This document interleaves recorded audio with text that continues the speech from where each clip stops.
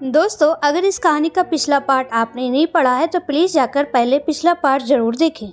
दोस्तों, अभी तक आपने पढ़ा काकू दादा सलोनी को बजरंग बली के चरणों का सिंदूर लगा देते हैं और सलोनी बेहोश हो जाती है और छवि कॉलेज के लिए निकल जाती है। अब आगे इधर घर पर चेतन नाश्ता करके ऑफिस के लिए निकल चुका था, लेकिन उसका मन अभी भी सलोनी के पास ही था। उसके दिमाग में न जाने कैसे कैसे ख्याल आ रहे थे। चेतन के जाने के बाद घर पर प्रकाश जी आए। काकू दादा प्रकाश जी के साथ छत पर बैठकर बातें करने लगे और उन्हें कल रात के बारे में सब कुछ बताया। सलोनी भी नाश्ता करके अपने कमरे की ओर जाने ही वाली थी, तभी किसी ने दरवाजे पर नॉक किया। क्योंकि अनीता जी किशोर जी के पास थी तो सलोनी को आसपास कोई नहीं दिखा। सलोनी ने खुद ही जाकर दरवाज़ा खोला और वहां खड़े होकर किसी से बात करने लगी। सलोनी इतनी जोर जोर से बात कर रही थी और हंस रही थी कि पूरे घर में उसकी आवाज़ आ रही थी। अनीता जी ने जैसे ही आवाज़ सुनी, अनीता जी हैरान सी होकर किशोर जी से बोली, बहू किससे बात कर रही है? चेतन तो चला गया, कहीं ऐसा तो नहीं उसके मायके से फ़ोन हो? अनीता जी की बात सुनते ही किशोर जी को तुरंत शमशान घाट वाली बात याद आ गई, जहां सलोनी लोगों के साथ बैठकर ऐसे ही हंसी मजाक कर रही थी। किशोर जी जल्दी से अनीता जी से बोले, जाओ और जाकर देखो बहू किससे बात कर रही है। अनीता जी चुपचाप कमरे से निकलकर जैसे ही सलोनी के कमरे की ओर जाने को हुई, उनकी नज़र बाहर गेट पर खड़ी सलोनी पर पड़ी। अनीता जी सलोनी के पास आकर बोली, कौन है सलोनी, किससे बात कर रही है तू? और जैसे ही अनीता जी दरवाज़ा खोला, सामने एक अधेड़ उम्र का आदमी सलोनी के कंधे पर हाथ रखकर खड़ा था, जिसे देखकर अनीता जी ने एकदम से सलोनी को कंधे से पकड़कर अपनी ओर किया और उस आदमी की तरफ देखते हुए बोली, कौन है भाई साहब आप, कुछ चाहिए आपको? और फिर सलोनी की ओर नज़र करके बोली, सलोनी बेटा तू जानती है ये कौन है? वो इंसान तिरछी नज़रों से अनीता जी की तरफ मुस्कुराते हुए बोला, यह मेरे उस्ताद हैं। आप कौन माताजी? अनीता जी हैरान होते हुए बोली, सलोनी तुम्हारी उस्ताद कैसे हो सकती है? अनीता जी की बात सुनकर वह आदमी फिर से बोला, ए माताजी तू जाना, मुझे अपने उस्ताद से कुछ बात करनी है, बीच में परेशान न कर। अनीता जी गुस्से में उस आदमी की तरफ देखते हुए सलोनी का हाथ पकड़कर अंदर लाते हुए बोली, सलोनी अंदर चल और आराम कर। सलोनी वहीं पर रुककर अनीता जी के कंधों पर अपने दोनों हाथ रखते हुए बोली, तूने सुना नहीं अभी क्या बोला इसने? अंदर जा, परेशान मत कर, देखा नहीं मुझसे मिलने आया है, जा कुछ खाने पीने का इंतजाम कर। उस आदमी के सामने सलोनी को इस तरह से बात करते देख अनीता जी सलोनी पर गुस्सा करते हुए बोली, सलोनी मैंने कहा ना चुपचाप अंदर चल और आराम कर। इस तरीके से दरवाजे पर खड़े होकर किसी से बात करने की कोई ज़रूरत नहीं है, यह सब एक बहू को शोभा नहीं देता। अनीता जी की बात सुनते हुए सलोनी जोर जोर से हंसने लगी और बोली, अरे माताजी मुझे तेरी कोई शोभा वगैरह नहीं चाहिए, मुझे तो बस मेरी दुल्हन चाहिए। तुम लोग बहुत कोशिश कर रहे हो ना अपनी तरफ से, उस काकू दादा को भी बुला लिया, उसे लगता है मैं चला गया, मैं इतनी आसानी से नहीं जाने वाला। अब तू यहाँ से जा और खबरदार अगर किसी से कुछ भी कहा, सोच ले तेरे दोनों बच्चे घर से बाहर है, कुछ भी हो सकता है। इतना कहकर सलोनी फिर से उस आदमी से बात करने लगी। कॉलेज में छवि अपनी रिहर्सल करने के लिए जैसे ही रिहर्सल हॉल में आई, सभी लोग छवि को देखकर जोर जोर से हंसने लगे और उसका मजाक उड़ाने लगे। छवि गुस्से से वहाँ से निकल गई और जाकर पार्क में बैठ गई। तभी वहाँ पीछे से कोई आया और छवि के कंधों पर हाथ रखते हुए बोला, अब इतना कौन रोता है, छोटी सी बात के लिए चुप कर। आई एम सॉरी, मुझे ऐसा नहीं कहना चाहिए था, तुझे बुरा लगा होगा, प्लीज़ माफ़ कर देना। पर तू भी तो मजाक करती है ना, मेरा मजाक भी उड़ाती है सबके सामने, और मैंने भी तो पहले कितनी बार मजाक उड़ाया है, तूने कभी ऐसा रिजेक्ट नहीं किया, तो फिर आज क्यों इतनी छोटी सी बात पर मुँह फुला लिया?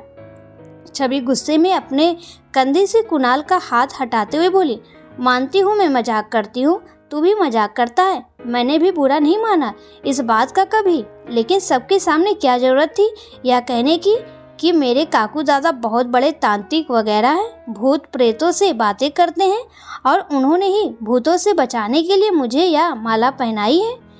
कुणाल अपने कान पकड़ते हुए बोला, सॉरी ना, हो गई गलती, अब और वैसे भी जब से तेरे भैया की शादी हुई है तू कॉलेज भी तो नहीं आई ना। बहुत दिन हो गए, तुझे मिस कर रहा था। और तू जानती है ना, तुझे चिढ़ाए बिना मुझे अच्छा नहीं लगता। और कॉल पर भी तो कितनी कम बात होती थी। तू हमेशा कहती थी घर पर बिजी हूँ, काम है काम, अब माफ़ कर दे या फिर पैरों में भी गिर जाऊँ। कुणाल की बात सुनकर छवि को हंसी आ गई। छवि को हंसते देख कुणाल छवि की आंसू साफ करते हुए बोला, तू जानती है ना मैं तेरे संग मजाक करूं या तुझे कितना ही तंग क्यों ना करूं, लेकिन तुझे रोता हुआ नहीं देख सकता। यार एक तू ही तो मेरी जान है, मुझे बिल्कुल भी अच्छा नहीं लगेगा अगर तू और रोई तो। कुणाल की बात सुनकर छवि कुणाल के सर पर धीरे से थप्पड़ लगाते हुए बोली, बस कर, अब इतना प्यार जताने की जरूरत नहीं है। अभी सबके सामने परेशान कर रहा था, अब चला आया मनाने वाला। जा रही हूँ फिर से रिहर्सल करने, अब जल्दी से आ जा और सबके सामने मुझसे माफ़ी मांग और सबसे बोल मुझसे माफ़ी मांगे, वरना फिर देख ले तो क्या होगा। इतना कहकर छवि उठकर जाने लगी। कुणाल खड़े होते हुए बोला, सबके सामने माफ़ी भी मांग लूँगा और तू बस मौका तो दे, सबके सामने प्यार जताने की हिम्मत भी रखता हूँ। कहकर कुणाल हंसने लगा। जैसे ही कुणाल छवि के पीछे जाने को हुआ, अचानक उसके पैर वहीं रुक गए। कुणाल बहुत कोशिश कर रहा था अपने पैर आगे बढ़ाने की, लेकिन उसके पैर जैसे जम चुके थे, मानो किसी ने उसके पैरों को जकड़ रखा हो। कुणाल ने बहुत कोशिश की अपने कदम आगे बढ़ाने की, लेकिन उसकी हर कोशिश नाकामयाब रही।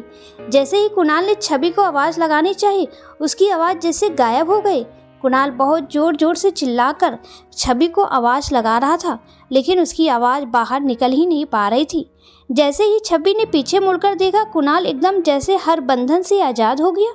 इतनी देर से अपने पैरों को आगे बढ़ाने की कोशिश करने के कारण अचानक से अपने पैरों को खुला महसूस करने की वजह से कुणाल गिर गया और उसके मुंह से छवि का नाम बहुत जोर से निकला।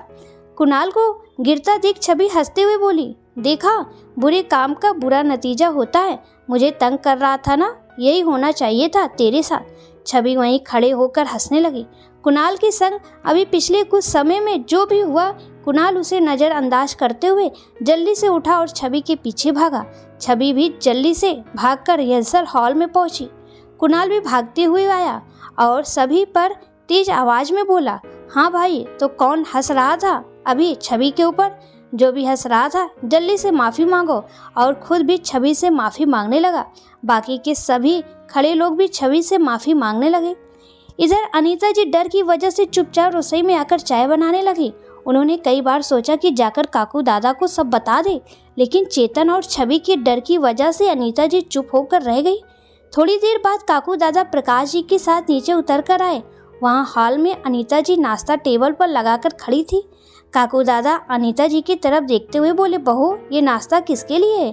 तभी फिर प्रकाश जी की तरफ देखते हुए मुस्कुरा कर बोले, अरे अरे, मैं तो बिल्कुल भूल ही गया, प्रकाश बेटा आया है और मैंने नाश्ते का भी नहीं पूछा और मैं अपने साथ छत पर बात करने लगा। प्रकाश जी अनीता जी की तरफ देखते हुए बोले, अरे बहन जी, यह सब की क्या जरूरत थी? नाश्ता तो मैं घर से करके आया था। इससे पहले अनीता जी कुछ कहती, काकू दादा बोले, सलोनी ने नाश्ता कर लिया, अपने कमरे में आराम कर रही है ना? अनीता जी ने हाँ में सर हिलाया और जैसे ही उनकी नज़र गेट की तरफ पड़ी, सलोनी वहाँ नहीं थी। अनीता जी जल्दी से छत की तरफ जाते हुए बोली, प्रकाश भाई साहब, आप नाश्ता करिए, जरा मैं सलोनी को देख कर आती हूँ। अनीता जी जल्दी से सलोनी के कमरे में आई। वहाँ उन्होंने देखा सलोनी सो रही थी। अनीता जी सलोनी को वहाँ देखकर चुपचाप नीचे उतर कर आ गई। उनके मन में अभी भी सवाल चल रहे थे, सलोनी कब छत पर चली गई और कब सो गई? वह आदमी कौन था? अपने सवालों की उधेड़-बुन में ही अनीता जी खोई हुई थी। तभी उन्हें काकू दादा की आवाज़ आई और आवाज़ सुनते ही अनीता जी अपने ख्यालों से बाहर निकली और जल्दी से काकू दादा के कमरे में गई। वहाँ का नज़ारा देखते ही अनीता जी हैरान रह गई। काकू दादा अनीता की तरफ देखते हुए बोले, बहू, सच सच बताओ, सलोनी कहाँ है?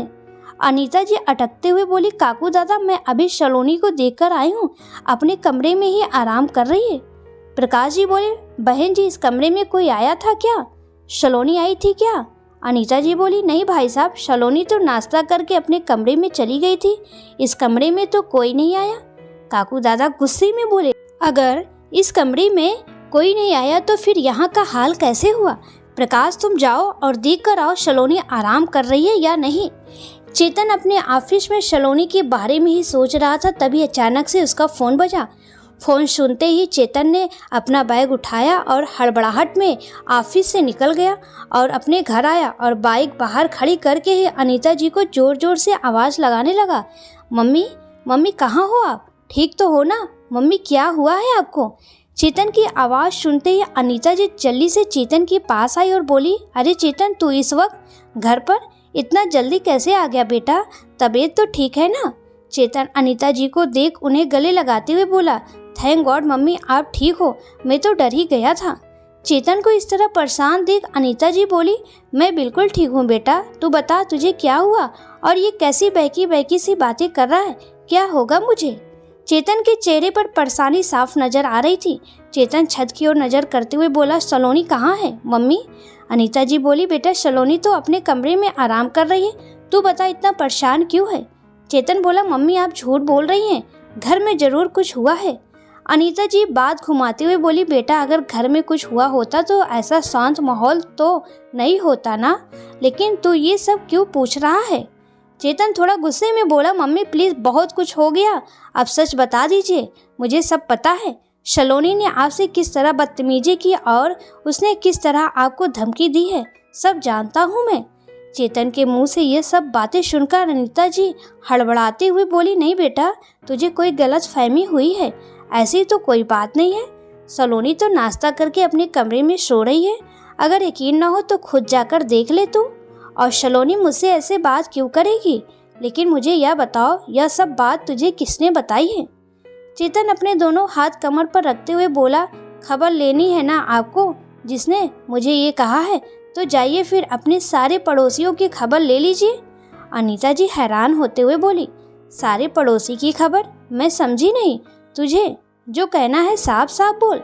चेतन बोला, फिर सुनिए साफ साफ, आज सुबह मेरे ऑफिस जाने के बाद मैं नहीं जानता कौन आदमी था जिससे सलोनी बहुत ज़्यादा हंस के बात कर रही थी और किस तरीके से उस आदमी ने और सलोनी ने आपके साथ बदतमीजी की, और जब आपने सलोनी से अंदर जाने के लिए कहा तब सलोनी ने आपको किस तरह की धमकी दी कि आपके दोनों बच्चे बाहर हैं, उन्हें कुछ भी हो सकता है, सब जानता हूँ मैं। और यह सब मुझे हमारे पड़ोसियों ने ही फ़ोन करके बताया था, उन्होंने ही मुझे बताया।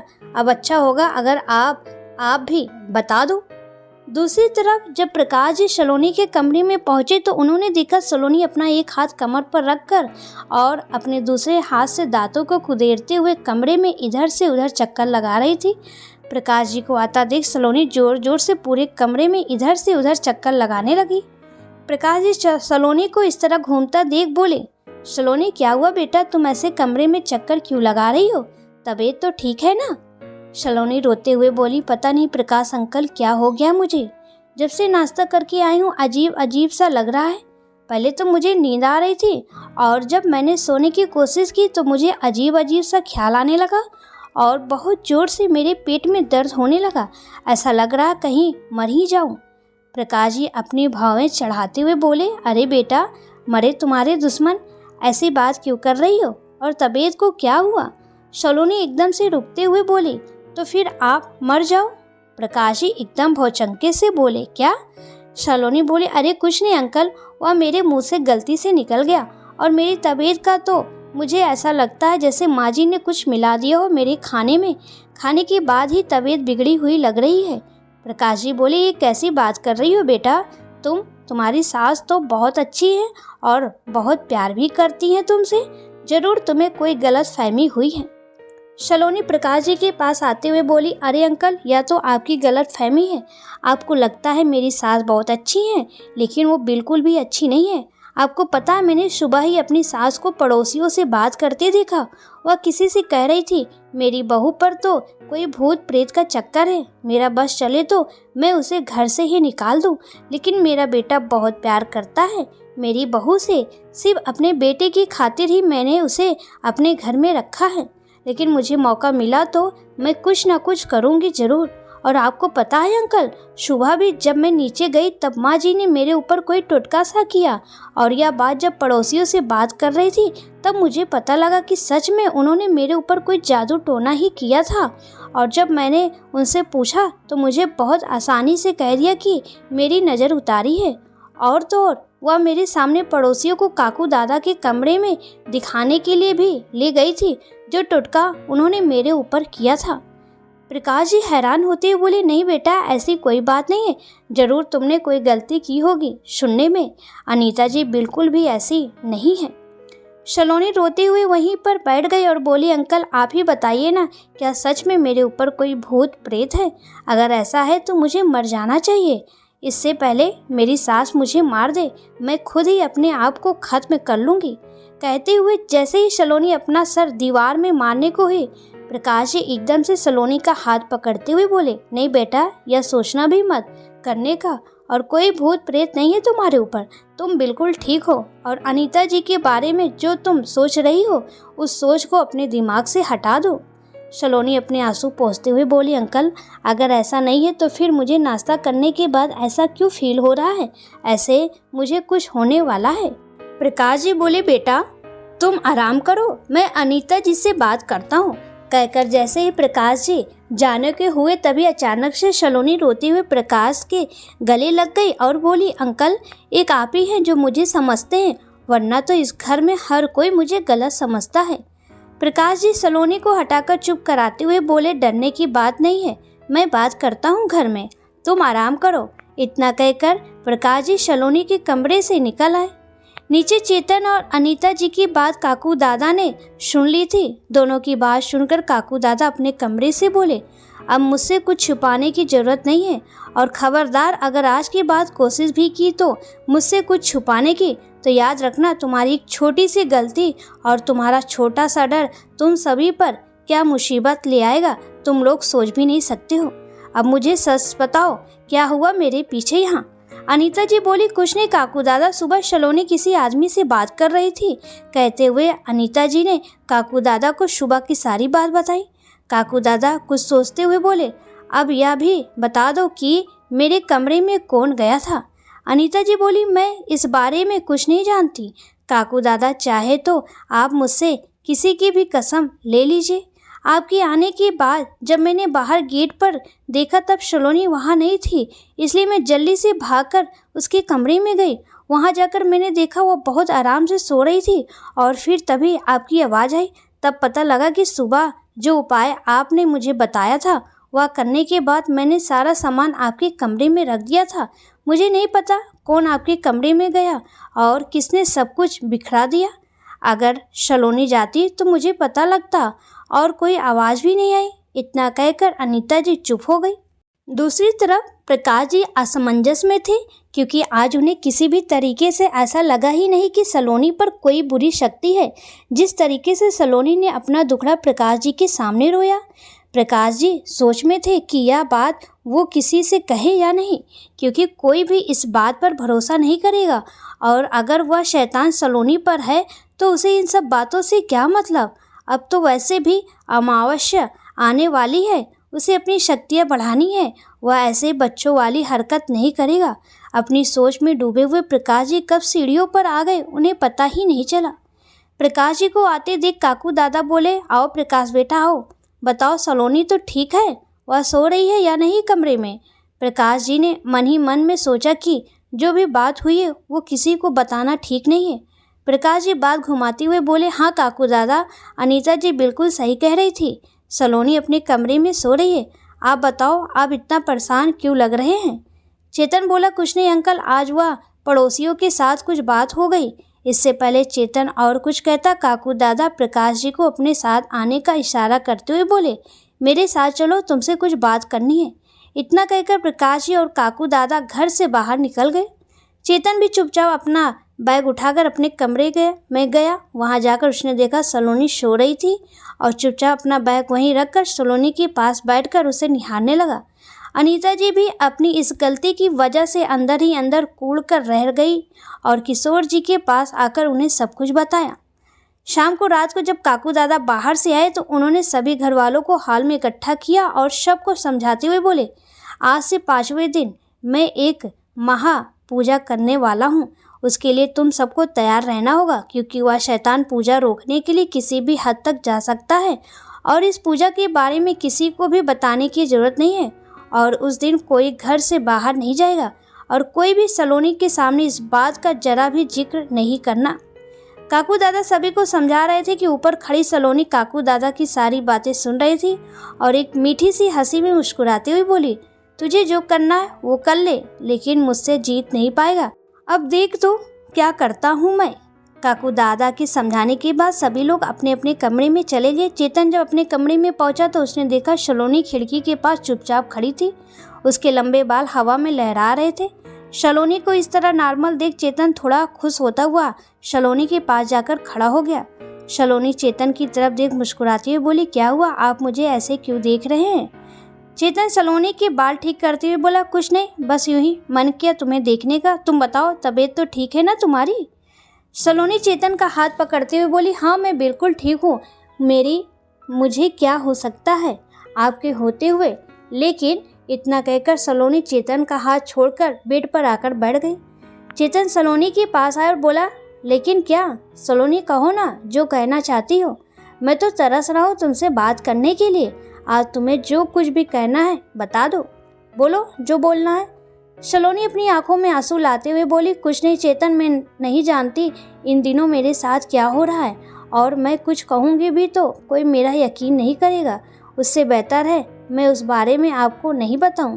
अगर हो सके तो आप कुछ दिनों के लिए मुझे मेरे मायके कराइए। सलोनी के मुंह से ऐसी बात सुनकर चेतन परेशान हो गया और उसका चेहरा अपनी तरफ घुमाते हुए बोला, मुझे बताओ क्या बात है, मुझे जानना है, तुम्हें मेरी कसम है।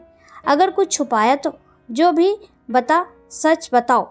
सलोनी चेतन का हाथ अपने हाथ में लेते हुए बोली, मुझे नहीं पता मुझे यह बात आपसे कहनी चाहिए या नहीं, लेकिन आपने मुझे अपनी कसम दी है इसलिए मैं आपको बता रही हूँ। उम्मीद करती हूँ आप मुझे समझेंगे। आज सुबह माँ जी ने जो मेरी नज़र उतारी थी और फिर वह सामान ले जाकर काकू दादा के कमरे में रख दिया, फिर आपके जाने के बाद नाश्ता करके जब मैं छत पर जा रही थी तो मैंने देखा माँ जी पड़ोसियों से कुछ बात कर रही थी, जिसमें मैंने सुना कि वह मुझे बिल्कुल भी पसंद नहीं करती और उन्हें बताया कि आज सुबह उन्होंने मेरे ऊपर कोई टोटका किया था और उसे दिखाने के लिए ही माँ जी सब लोगों को काकू दादा के कमरे में ले गई थी। जब मैंने माँ जी से पूछा तो उन्होंने मुझ पर गुस्सा करते हुए कहा कि अगर मैंने इस बारे में किसी को बताया तो वह आपको फ़ोन करके मेरे खिलाफ भड़का देंगी और यह सारा इल्ज़ाम मेरे ऊपर लगा देंगी, यह कहकर कि मेरे ऊपर कोई भूत प्रेत है। सलोनी के मुंह से यह बात सुनकर चेतन एकदम हक्का बक्का रह गया और एकदम से खड़ा होता हुआ बोला, क्या बात कर रही हो सलोनी तुम, ऐसा हो ही नहीं सकता। सलोनी रोते हुए बोली, मैं जानती थी आप यही कहेंगे, इसलिए मैं आपसे कुछ कहना नहीं चाहती थी। प्लीज़ आप मुझे मेरे घर छोड़ दीजिए, मुझे नहीं रहना यहाँ। आप मेरा यकीन नहीं करते और माँ जी मेरे साथ ऐसा बर्ताव करती हैं। चेतन बोला, तुम गलत सोच रही हो सलोनी, अगर ऐसा कुछ होता तो मम्मी मुझे खुद फ़ोन करती। आज जो भी हुआ उस बारे में, न कि पड़ोसी से। और वो आदमी कौन था फिर? तो सलोनी दूसरी तरफ मुड़ी और मुड़ते ही उसका चेहरा एकदम लाल हो गया, आंखें एकदम पीली। गुस्से में अपने नाखून दीवार पर खरोचती हुई बोली, आप मुझ पर शक कर रहे हैं? चेतन सलोनी के पास आके बोला, नहीं सलोनी, ऐसा कुछ नहीं है, मैं बस पूछ रहा हूँ। अगर तुम्हें नहीं बताना तो मैं जिद नहीं करूँगा।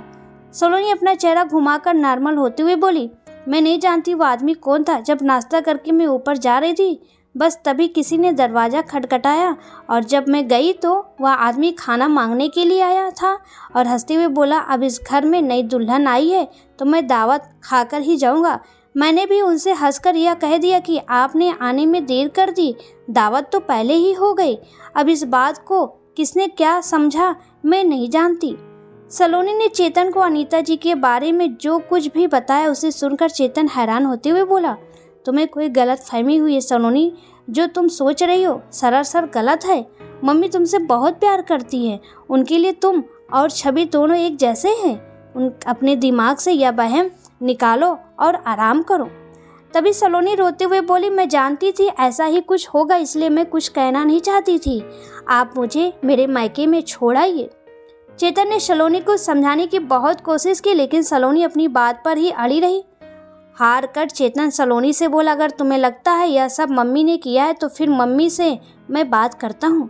इतना कहकर चेतन जैसे ही कमरे से निकलने को हुआ, सलोनी ने चेतन का हाथ पकड़कर उसे गले लगा लिया और बोली, नहीं चेतन, आपको मेरी कसम, आप माँ जी से कुछ भी मत पूछना, वरना वह मेरे बारे में और भी गलत सोचेंगी और मेरी वजह से आपको भी गलत समझेंगी।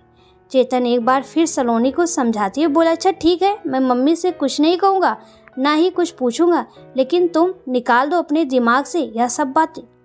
सलोनी गुस्से में अपने दांत पीसते हुए चेतन से अलग होकर बोली, अगर आपको मेरी बात का यकीन नहीं है तो आप प्रकाश अंकल से पूछ लेना।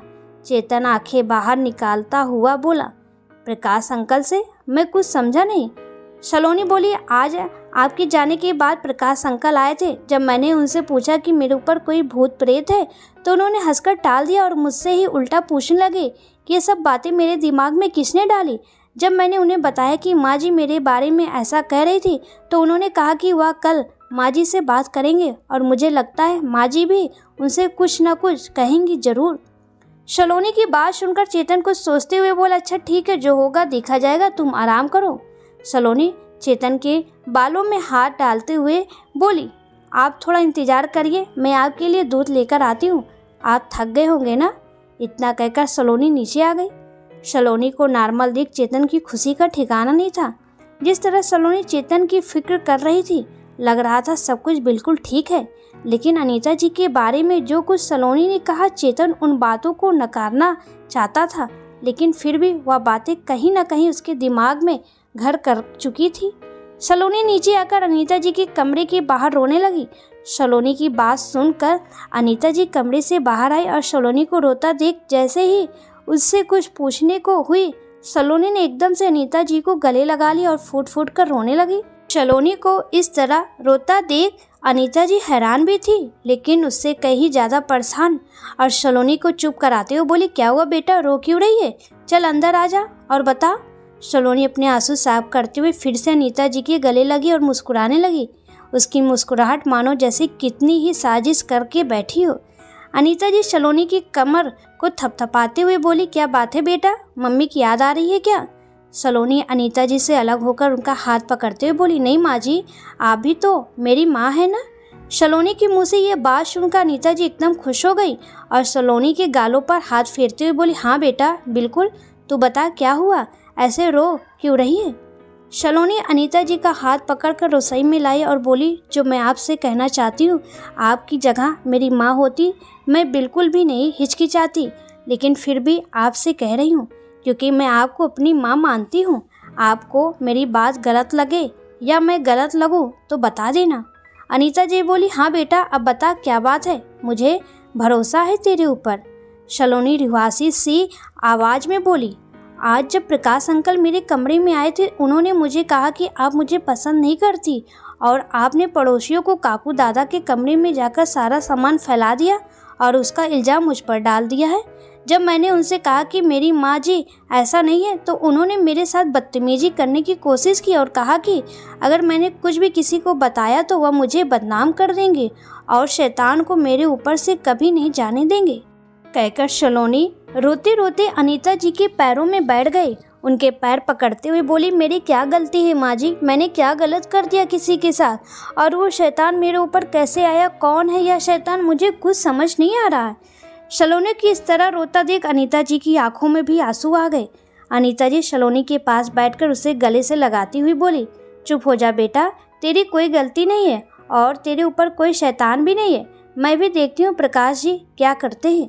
कहकर अनीता जी ने सलोनी को चुप किया और उससे बोली, जा बेटा अब आराम करो, तू बिल्कुल ठीक है और किसी के बारे में कुछ सोचने की ज़रूरत नहीं है, मैं हूँ ना। अनीता जी की बात सुनकर सलोनी बोली, माँ जी आपको मेरी कसम, प्लीज़ आप चेतन से इस बारे में कुछ मत कहना वरना मैं जीते जी मर जाऊंगी। अनीता जी सलोनी को समझाते हुए बोली, तू फिक्र मत कर बेटा, अब जा।